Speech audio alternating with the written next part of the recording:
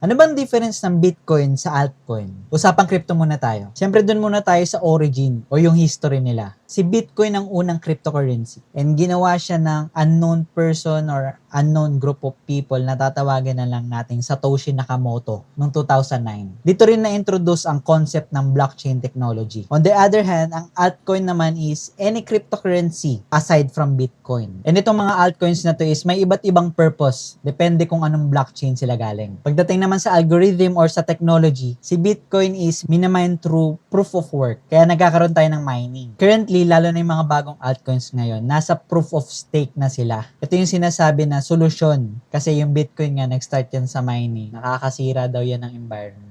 Kaya nag-release yung mga blockchains ngayon ng proof of stake. Para naman sa use cases, si Bitcoin is ginagamit siya as peer-to-peer transaction. Ngayon ginagamit na din siya as store of value. Kaya nga siya tinawag na digital gold. Ang mga altcoins naman may iba't iba yung purpose. For example, si Ethereum. Si Ethereum is ginawa for the people na makapag-upload ng smart contract, makagawa ng layer 2, may improve yung transaction sa blockchain. So basically, marami pa silang differences. Pero kung bago ka sa crypto, ito lang naman ang dapat mong matandaan. Number 1 is Bitcoin is the mother ng cryptocurrency. And yung mga altcoins is yung mga group of cryptocurrencies aside from Bitcoin na may kanya-kanyang purpose, may kanya-kanyang technology. Basically is to improve pa yung blockchain technology. So guys, gusto kong gumawa ng series of videos na nagdi-discuss about crypto.